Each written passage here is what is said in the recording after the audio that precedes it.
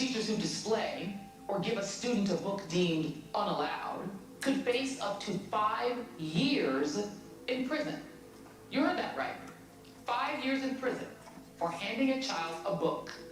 The law requires books to be free from pornography, instruction on sexual orientation or gender identity in kindergarten through 3rd grade, and discrimination in a way that an individual by virtue of his or her race, color, sex, or national origin is inherently racist or oppressive, whether consciously or unconsciously.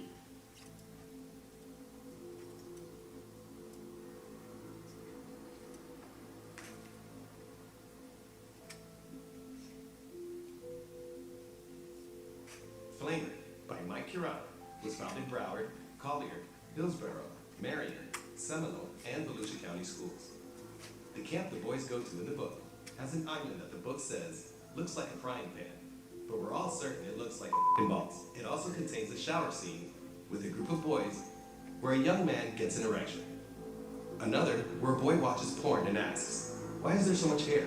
while noting that those are so big.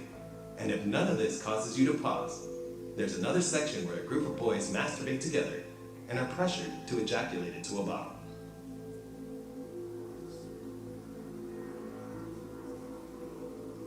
Let's Talk About It by Erica Moen and Matthew Nolan was found in a Broward County school and contains graphic depictions of how to masturbate for males and females, while also including an entire section for anal sex with an encouragement to use a butt plug. Even more startling is the guide on how to sex for children, encouraging them to send photos that don't include your face, hide your birthmarks and scars, and edit out your piercings and tattoos. Books by Rupi Kaur, such as Homebody, Milk and Honey, and The Sun and Her Flowers, have been found in 15 schools. Homebody says masturbation is meditation, and speaks about how the writer wants someone to look me in the eyes when you're down there eating for your life. These books are clearly not just conversation starters about the birds and the bees. They are pushing an agenda. Genderqueer was found in Orange, St. Lucie, and Hillsborough County schools, and is a graphic novel depicting masturbation and encouraging trans surgery by equating the scars from top surgery, the cutting off of females' breasts, with a tattoo.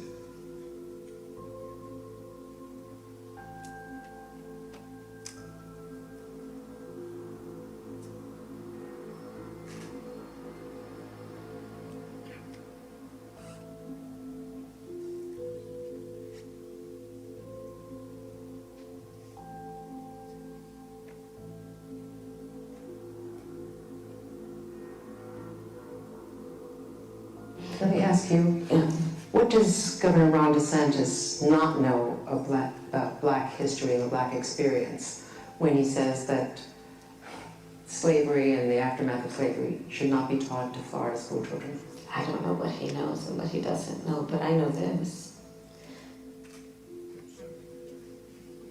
There are concerns with the current syllabus for a new advanced placement course for Florida's high schoolers called AP African American Studies. The state education board citing issues with 6 topics in the syllabus, including coursework on the reparations movement, black queer studies, and movements for black lives. A spokesperson for Governor Ron DeSantis says the course was rejected because it, quote, lacks educational value and historical accuracy.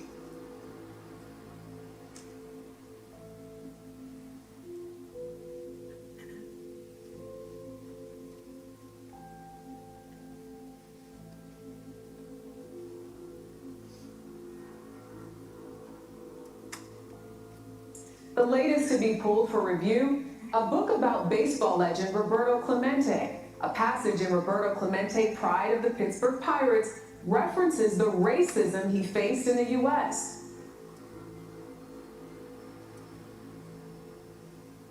A is for activists, where L is for LGBTQ, T is for trans, and Z is for Zapatista, a far-left Mexican terrorist group.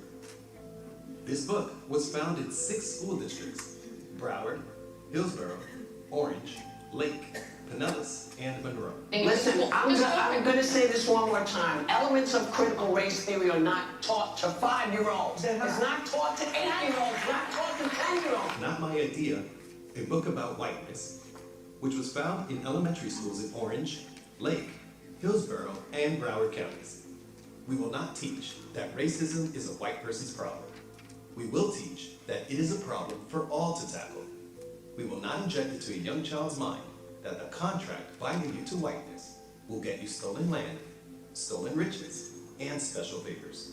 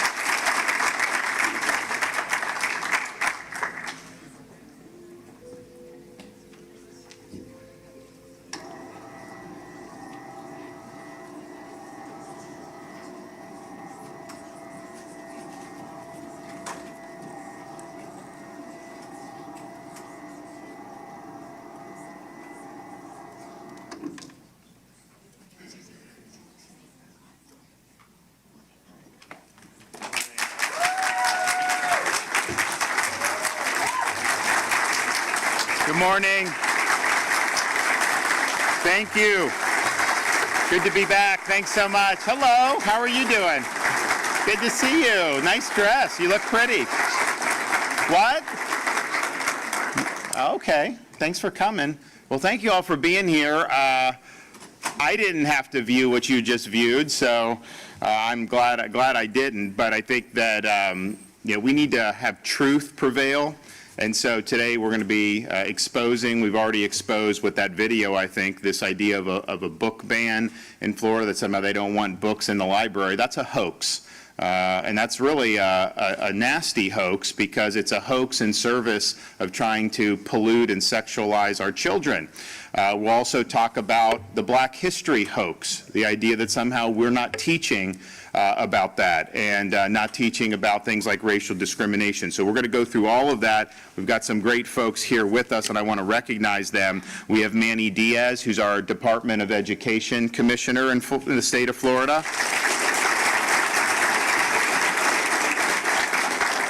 Tia Bess from Northeast Florida. We have Julie Gebhards, a parent from here in Hillsborough County. From the school board here, Dr. Stacy Hahn, welcome. And her fellow school board member from the other side of the state in Broward, and I don't know who has it more difficult wading through those on those boards, but Tori Alston from Broward County. And then we have from the Central Florida Urban League, Glenn Gilzine, so thank you for coming. So we have seen over many weeks, so first of all, I think that video, I think some of the news had to cut the feed because it's graphic. And we've heard different things put out. There was a Duval County school video where they took a video of empty bookshelves, and they say the state of Florida doesn't want books, they're trying to censor books and all this stuff. Turned out that was a hoax. Turned out that individual who did that in the school system was fired. You've also had other things where they've tried to say that you're not allowed to teach certain basic things that we require. Some of those folks have been put on discipline and will likely lose their jobs. So a lot of that, what's been going on, is an attempt to create a political narrative. And it's a false political narrative, and that's bad enough as it is, I guess. But for me, the important thing is that's a false narrative in service of using our schools for indoctrination rather than education. And we've drawn a very firm line in the sand in Florida about that. We believe in strong, rigorous education. We believe in the rights of parents to be involved in the education of their children, and therefore have enacted curriculum transparency legislation so that the parents know what books are being used in the classroom, what books do their kids have access to, and then they have procedures where they can say, wait a minute, some of the stuff you saw up there, that is pornographic. Why would we have that in a media center with 10-year-old students? It's just wrong. And a lot of parents now have been empowered to make sure that these are appropriate environments. I mean, we have 6, 4, and 2-year-old at home. I just think parents, when they're sending their kids to school, they should not have to worry about this garbage being in the schools. They should just know that you're going to get a good education. We're going to do well to really do the basics and have our kids succeed. That's what they want. They don't want the garbage. And the idea that that's even in there is inappropriate for these young kids. But they are using your tax dollars to put that in. How is that an appropriate use of taxpayer dollars to put that in? So what you've seen is a lot of false narratives put out. And I think, though, there is a concerted effort to bring some of this sexualization into the classroom, particularly in these young grades. I mean, we did do Parents' Rights in Education bill, I think, as many of you know, but even when you're talking about 12, 13-year-olds, to see some of that stuff in there, I think most parents would say absolutely not. You know, parents can have those discussions when they think it's appropriate with their kid, but to have that is wrong. And we've been very clear about that and how we're gonna handle that. You've also heard some things about the ability or the availability of African American history in Florida. And this grew out of, there was a proposed course that the College Board was sending to different states. It hadn't even been approved yet. And they were soliciting feedback, so it's still in the experimental stages. But our Department of Education said, this is rejected. It clearly goes against our standards about opposing ideological indoctrination. And so we identified the reasons why. So you just tell me whether you think this is something that is appropriate for an African American history course. So they had a thing about queer studies, right? They put that in this course. And this is the quote from one of the readings there, quote, "We have to encourage and develop practices whereby queerness isn't surrender to the status quo of race, class, gender, and sexuality. It means building forms of queerness that reject the given realities of the government and the market." And I'm just thinking to myself, you know, why aren't we talking about Frederick Douglass? You know, why aren't we talking about things that I think can really matter? And so you had a whole bunch of other things. A lot of this was informed by, I would say neo-Marxism, heavy ideological bent. And so that clearly is not something, that we're going to do. But what they would say then is, because this ideologically driven course was not something that met our standards, that somehow Florida prohibited teaching anything about Black history. And that is not only not true, Florida law does the opposite. We require that. All the aspects from the colonies all the way to the present. And in fact, since I've been governor, we've expanded that. We did the 1920 Election Day riots. We now have that as being something that has to be discussed, as well as the impact of Jim Crow laws. And so we did a law last year called the Stop Woke Act, Stop Wrongs Against Our Kids and Employees Act, and it was employment protections that if you go to work, that you don't have to sit through a discriminatory training. You have a right to opt out about that. We're litigating that. We'll eventually win on appeal like we normally do. But then also K-12. We're not going to do things like critical race theory. And so a lot of people were happy that we did that. Some people tried to criticize. But what we also did in that bill is we required the state of Florida schools to provide instruction about prejudice and racism throughout American history. We actually didn't necessarily have it that strongly in our law prior to this. And so when they say things about, oh, we have to take a book about Hank Aaron out because he talks about suffering racism and that would violate the Stop Woke Act. Understand, they're lying to you. That is not true. And in reality, none of those books had to be removed. It was just it was a fake hoax. But not only would it not be removed or violate standards, it actually tracks with us saying we need to teach these stories. And you know what else we did in the Stop Woke Act? We required teaching stories stories of inspiration regarding, Floridians, but particularly African Americans.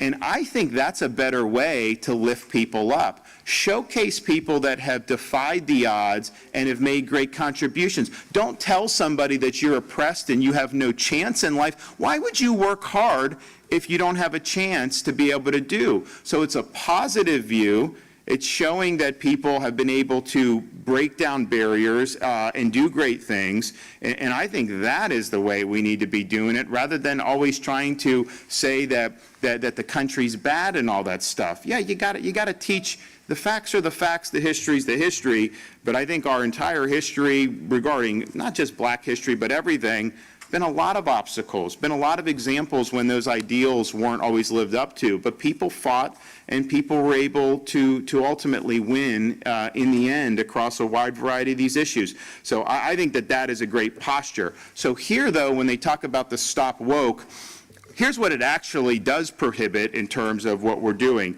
And if anyone in this room thinks any of this is appropriate, then raise your hand and let's have this debate right here. So what the Stop Woke Act says is, we're not going to teach our kids that they are inherently racist on the basis of their race or color or natural origin. Does anyone think the babies are born racist? I don't think so. I think they're told either to respect people or not, and that's how you end up with this. The other thing we say is in the law that we are not going to teach that any one race is inherently superior to another race. Is that something that we want to be teaching our kids? I don't think so.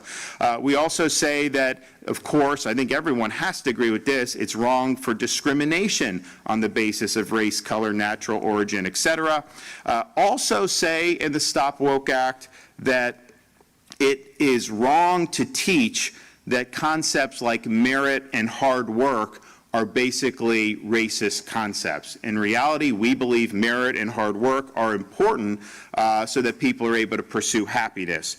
The fifth one, not allowed to impose responsibility for the past actions of members of the same racial group. So you have somebody in a classroom now, go back 200 years, someone may look like them. They are not responsible, some first grader sitting in the classroom for that. And then finally, no classroom instruction on collective guilt for acts committed in the past. It's wrong to identify somebody who's just a young kid going to school and saying they're guilty of things they had nothing to do with. So I don't think any of that, honestly, is that controversial. I think that that does prevent some of the ideology from getting in, which is really what we're trying to do. But on its face, I would very, very much doubt that you would find very many people who could stand up and make a case. But that's why you have things like this hoax, because they don't want to argue on the merits. And so they want to have this stuff with this AP course that has a lot of the ideology. That's what they want to have in there. But they don't want to have to argue all this on the merits. They want to be able to say, oh, no, Florida's not allowing to teach black history, all this. They want to try to do that because they think they're on better ground. Well, they're lying, and so that's not really good ground to be on, but they can't defend their positions on the merits, and so that's why you have this situation.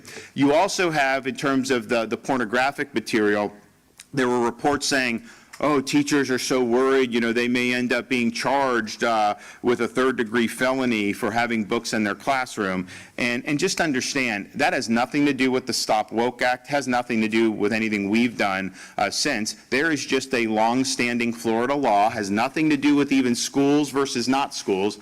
Long-standing Florida law says that it's unlawful for adults to provide pornography for minors. Does anybody disagree with that? Do we want to be in a situation where, of course not. So when they're citing that law, acting like somehow that's chilling what's going on in the library, it's been the law for a long time. I don't think it's ever been appropriate in the history of Florida for adults to be providing pornography to minors. And so that's just, that's the law, that's just, it is what it is. And I think that most people believe that we should keep it that way. They've also tried to say, because they say, oh, they're having to empty the libraries, they're having to cover books because of this and all this other thing. And that's a hoax as well. The Department of Education, when this was started to go out, they said, okay, tell us what you've actually done. Have there been books in a library, classroom, media center, whatever, that were pornographic or that didn't meet state standards? And so they were able to survey all the districts, and I think a lot of districts never had any problem, right? I mean, I think, but some did. 87% of the books that were identified as school districts as being problematic, they were pornographic, violent, or inappropriate for the grade level in some other manner. That's 87%. That's the bare minimum. And then there was a single school district that had 19 books that had violated the standards, but 94% of those books were removed from media centers. They weren't even in the classroom libraries, which is a good thing to do. And so there have been 23 districts that have had violations, mostly involving pornographic material, but the Department of Education went to, I think it was Duval County, said, hey, wait a minute, you have a beef with Hank Aaron or Roberto Clemente, where are you getting this? Why can't we learn about that? Where in our law does it say? And of course, they didn't have an answer. I said, no, we're not taking Hank Aaron out, we're not taking Roberto Clemente out. And, look, if our kids only learned about Roberto Clemente and Hank Aaron, I think they'd probably do okay if you just studied their lives. So that's a hoax. That's a false narrative that they're trying to do. And when you were in, I know Duval County, what they did was they kind of waited to even indulge and follow the law for a long time. And so you ended up with a situation where kind of at the end of the period when they said, oh, we got to take all these books and review and all this stuff. And that wasn't necessary the way they did it. They chose to do it, I think, to try to get more maximum impact in terms of what we've been able to accomplish. And so we're going to hear from some other folks who are in this fight. But I think at the end of the day, we need to make sure that our education system is bringing us together. When you start putting that garbage that you saw in there, that is wrong. It's also very, very divisive for the community because parents look at that and they feel like they're sending their kids to a place that is waging war against their own basic values. And we can't have that in the state of Florida. So I'm glad that these folks are working on this. We're happy to be here to be able to say these reports, and we were cataloging them in real time, and you see them even on national television. They will say things like, Florida does not want students to know that there was slavery in the United States, which is just an absolute lie. And are they not doing the 2 minutes of research to go? I mean, you can go on our Department of Education website. They list all this stuff out. Or is it just, the narrative is too good to check and they just want to go ahead and do it? Yeah, they know guys like me will come by and debunk that, and a lot of people will then look and see, okay, well, if it's in Florida law, why is MSNBC or somebody saying this? And some people will then say, yeah, you can't trust them, but very few people trust these people anyways now as it is. And so I think they're preaching to the choir, trying to they could just get it to take hold amongst a small segment, then basically they think that mission will have been accomplished. But we're going to fight back. We're going to make sure we're speaking the truth. But the important thing is not that there's, that the hoax is there in and of itself and these are false narratives. I mean, that is important, but it's a false narrative in service of trying to use the schools for an inappropriate purpose. And so ultimately, it's the well-being of our kids that is at stake here, and we're going to continue to put parents and students first. We believe it's important, and we look forward to being able to continue that.